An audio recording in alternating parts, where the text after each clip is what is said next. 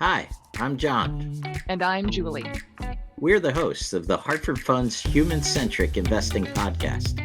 Every other week, we're talking with inspiring thought leaders to hear their best ideas for how you can transform your relationships with your clients. Let's go. Hey, Julie. Today we're going to talk about wisdom.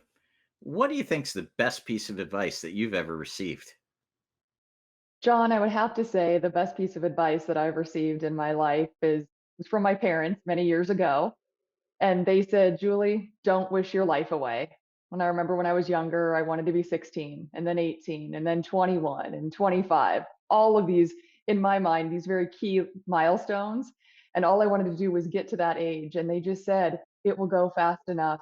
Enjoy living in the experience. Don't constantly be looking so far ahead. And I took that advice to heart. And boy, were they right. Those years should certainly fly by. How about you, John? What's a great piece of advice that you've received?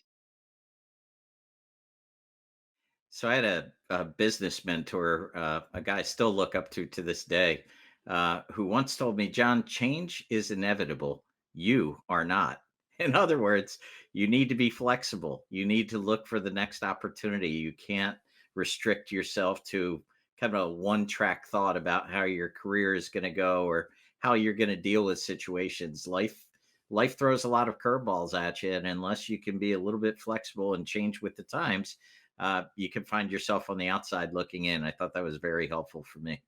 Phenomenal advice, especially given what we've all just lived through in the world. So I love that.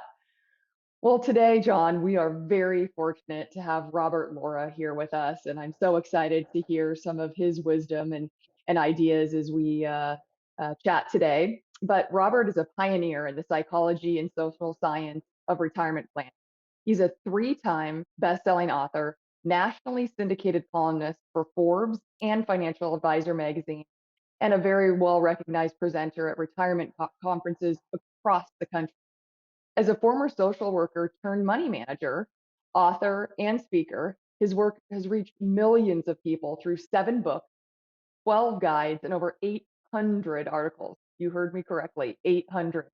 He frequently appears in major business media outlets such as the Wall Street Journal, USA Today, CNBC, MarketWatch, the New York Times, and more. Robert, welcome to our podcast today. We're delighted to have you here. Thanks, Julie and John. Appreciate it. Look forward to spend some time with you guys. Absolutely. Well, Robert, I followed you for some time, and I'm particularly intrigued about kind of this topic of wisdom. But first, can you describe for me a little bit about why today's vision of retirement causes challenges for some people? Not everyone, but certainly some segment of society. Yeah, I think a lot of people approach retirement with this idea that a life of leisure is going to be good or fun. But how many times can you golf or walk on the beach or do these other things? And I think the other thing is, as people are turning traditional retirement age, whether that's 62, 65, or 70, the gas tank isn't empty. It's still more than half full, and they don't know what to do. They don't want to just sit around and kind of leisurely bide their time. They want purpose. They want direction. They want, to have an impact on other people's lives. And I'm not talking about anything shocking or amazing, but they just want to do little things. They want to reinvent themselves. They want to stay relevant and stay engaged. And that comes with a different set of rules, behaviors, and directions than just kind of throwing back and kind of sitting in the rocking chair until your number's called. So a lot has changed. People are getting here wanting more. And the hard part is they don't know really how to do it because they didn't have a lot of role models. Previous generation just kind of did retire, just kind of do simple things, but that's changed a lot. Robert, you mentioned things like biking, beach walks, golfing. I always add sailboats in there. It seems like sailboats are always very prevalent in the image for retirement. But where did that vision initially come from? Well, I think the whole idea of the haves and the have-nots, that once you had enough money not to work, you just lived this life of leisure. And I think the other thing, if you look back in 1935 when Social Security was established, average life expectancy was 61.8. So you really weren't supposed to get there. And if you really look at why retirement was created, it was to take older people out of the workforce. Now, again, 20, 30 years ago, people were working physically demanding jobs, 50 or 60 hours a week, and they've probably been working since they were 12. So they get to 62 or 65 and they're done. They need to be out of the workforce. You fast forward to today, and we've increased life expectancy by 30%. Following those same rules, someone wouldn't be eligible for, Social Security until they're age 80 now. And so what's happening is people are turning again 62 or 65. They want to be more and do more. And they've got now 30 years of stuff to do, not just maybe 5 or 10. And so previously, when they had shorter time span, lifespans, leisure was more of a focus. Now, when you have 20 or 30 years, they want it to be much more than just leisure. Robert, I wanted to comment. You mentioned the beach walking or the chair rocking, right? I had a neighbor. This gentleman ran his own business until he was well into his 80s. And when I asked him why, his name was Floyd, he said, John, the reason is I have a lot of friends that retired to that rocking chair. And guess what? It ain't rocking anymore. It was his work, the daily interaction. He didn't work like he did when he was 40 or 50, but he really enjoyed being around the crew, some of which was his family and the things that they achieved. And that became part of his retirement. I know that's, as you said, that's not in the script. It's not what, we're kind of taught. But nonetheless, I observe that more and more in today's version of retirement. Well, and I will say it's what I appreciate about the work you guys are doing. You're raising the awareness around these ideas because retirement isn't about what you gain, because yes, you gain time and you gain some freedom, but it's really about how do you replace what you're losing? Because, like your friend was saying, like he likes that social connection, he likes the routine, he likes the mental stimulus. Well, when that stuff goes away, if you don't have a way to replace it, you end up being a retirement zombie. You're just kind of wandering around like, okay, Groundhog's Day, doing the same thing over and over. And that's not what people want. And again, this is why, again, kudos to you guys for the work that you're doing because we can fix that. They don't have to waste the first couple of years trying to figure it out on their own. If they're ahead of the curve, have a plan to replace their work identity, fill their time, stay relevant and connected, they're going to make a better transition, not just be wandering on the beach or making their golf score get worse and worse because they're not happy with it. Robert, I love how you framed replacing what you're losing. I just think that that's such an interesting perspective and so spot on. And some an interesting take that you had is using the wisdom of ancient philosophers to really improve the thought process around retirement planning. And again, something that I haven't thought of before, admittedly. You talk about using the wisdom of Socrates, the idea that we should question everything, and how does that wisdom and that philosophy apply to retirement planning, in your opinion? I think it's so important because people aren't taught to critically think about retirement. They just kind of they go into it with these vague assumptions and ideas that, well, it's gonna be good. I'm gonna really enjoy it, but they don't. There's nothing behind it. Like, well, what does that really mean? If you ask people to write down what does a perfect day and a perfect week look like in retirement, they can write down the perfect day. It's not that hard. You start to write down a perfect week, they start to struggle because they don't know what they're going to fill all of their time with. And so we really have to start training people to ask themselves these tough questions of really, what does retirement mean? What is a good life in retirement? One of my favorite questions to ask is, how will you know if you're winning at retirement? Well, they can't answer it. Most people have no like how to work, win at work, you know how to win at home with your family, but how do you win at retirement? And that's again where we can do some solid work about helping people replace their work identity, fill their time, stay relevant and connected, mentally and physically active, express their spiritual beliefs, feel financially secure. The more of those boxes you can check off, the better you're going to be. But again, we have to look at some ways to critically think about this, and what a better way to look back at things like Socrates says, an unexamined life is not worth living, or Aristotle talked about good decisions aren't based on numbers but on knowledge. And so we can really start to use stuff that's thousands of years old and apply it to today's retirement, and in the process help people make a better transition. So, Robert, when we think about Socrates saying, question everything, why do you think that idea in particular is so important? And how does it help financial professionals and their clients think differently about retirement planning? Well, it's a huge opportunity, especially for a financial professional, because you have to have your own philosophy, right? And people are coming to we're trusted experts when people come to a financial advisor. And so if we can share our philosophy, our ideas, our experience, that's what they're really looking for. People are naturally curious about life and retirement. During my workshops and other things, one of the most common things on my response form isn't I wish Bob would talk more. It's always I wish I would have heard more from other audience members. So they're naturally curious about what other people are thinking and doing. And so, as advisors start to critically think about life after work in terms of these non financial components, they can develop, kind of this philosophy that they can espouse to their clients. And again, because it's not something people have thought a lot about, it has really powerful results. People have these aha moments because they never thought about retirement like that. So advisors can take the lead, this first step, and say, "Let me think about what this is going to really look and feel like. Let me write down some client stories. Let me write down some ways they can fill their time, replace their work identity, and do these other things." So they're ahead of the curve. They look innovative and proactive instead of being responsive or reactive. So interesting, Robert. And have you found that there's a sentiment with the clients and investors that when it comes time to retire, can't we just be a little bit spontaneous, let it happen, see where the wind takes us? All of a sudden, we know we don't have to set an alarm clock every day. That's a bit of a sense of relief. We hope that maybe our financial pieces are put together, but can't we just go with the flow a little bit? What would you say to that? You know, yes and no. I mean, it really, what people don't think about is their personality or their style, right? So if you're an extrovert or an introvert, what makes for a successful life in retirement is going to be very different for people, and that's why I think like you can't just always go with the flow. I think you have to. You're better off going into retirement with some general ideas or direction.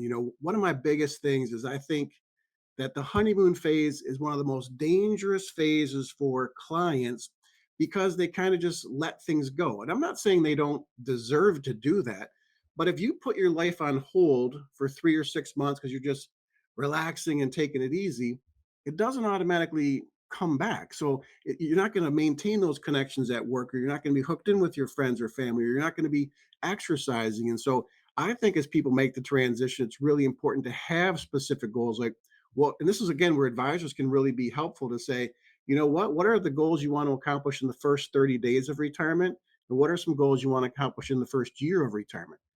That opens up a whole different piece of thoughts and ideas. And again, can you still go with the flow? Yes. But I think if you go into it with some plans, some goals and strategies, it's going to make it a lot easier. And really quick to that point, one of the things that I despise that people say is you need to retire to something. And really, what you're saying is postpone your best life until you get to retirement, and then you're going to figure it out. Well, guess what? There's no magic dust or motivation when you get there. You're not like, whew, now glad I'm here. Now I'm super motivated to work out. I'm going to eat healthy, spend more time with the family. Psh, this is all easy. That's not how human behavior works. And so when we tell people you have to retire to something, we're saying procrastinate. So you want to retire with something. And so if you start to develop these habits and strategies beforehand, it's easier to continue them rather than just jump on board because it's like a New Year's resolution, right? Every year I'm going to lose weight and save more money than I do for a week. And so retirement is a giant New Year's resolution. Don't put it off. Don't postpone it. Start living your best life now. I think that's interesting, Robert. As I think about all this time that we'll have in retirement, I think people lose perspective, but it probably wouldn't surprise you to point out that, the biggest difference in how people differ in spending their time pre retirement versus post retirement. I love asking this of clients. I'll say, what do you think the biggest difference is? The biggest change in how we spend time? What area? The answer is watching TV. How many of us go, I can't wait till I retire because I really want to watch more TV. But this is what happens when Yes. we go in with this spontaneous, let's see what happens and see how it goes. And I think, the word that I like, and just wondering how you'd react to it, Robert, is that word intentional. being Yeah. intentional about whatever it is that we're thinking. Your thoughts on that? Spot on. So I think, and that's a great term, just to be living an intentional retirement, to know what you're going into. And to your point, what people don't realize is when retirement doesn't change who you are, it magnifies who you are, right? And so if when you have downtime, if you sit around, watch TV, and visit the refrigerator every 10 minutes, you're going to do it more. If you worry when you have downtime, you're going to have fewer distractions in retirement. So you're going to worry more. And so I think it's really about exactly what you're talking about, is developing this plan. And again, you don't have to have every second of the day earmarked out, and be very specific and volunteer, 1,000 hours. You don't have to say yes to everything. But I think if you're, just to your point, intentional, if you just take the time to do more than just think about it, because that's the other problem I see with people is they've got it all figured out. It's all right up here. Let's put it on paper, okay? Let's write down some of these things. And this is powerful even for financial advisors. Again, like if you were to ask, a couple, write down what does a perfect day and a perfect week look like, you're going to be surprised what the differences of opinions are.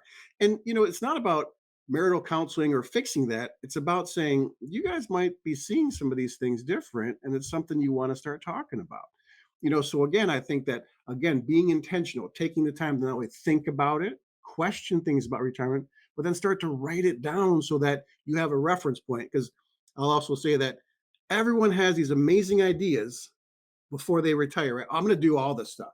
And then they get there and they forget it all. So if they write it down, it's a lot easier to remember it.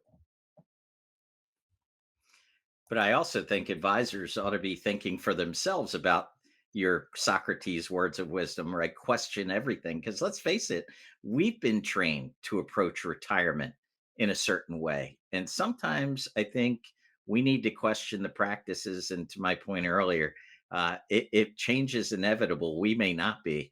If we don't question everything, we could find ourselves on the outside looking in, right? Well, and that's I think the biggest issue for really what's happening in the financial services industry is it's changing. The new narrative is clients want more than just financial advice. They want some guidance and some direction. They want a sounding board. They don't want a therapist or a counselor. They just want someone with some knowledge, experience to expound on some of the things they're thinking and feeling. They want more than just passing on their wealth. They want to pass on their wisdom.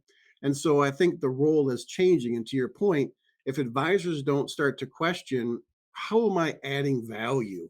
How am I making a difference? How do I keep this relationship sticky? Because I will tell you, most of my clients, when they come in to talk to me, they know I'm taking care of their money. It's kind of a done. That's what I do.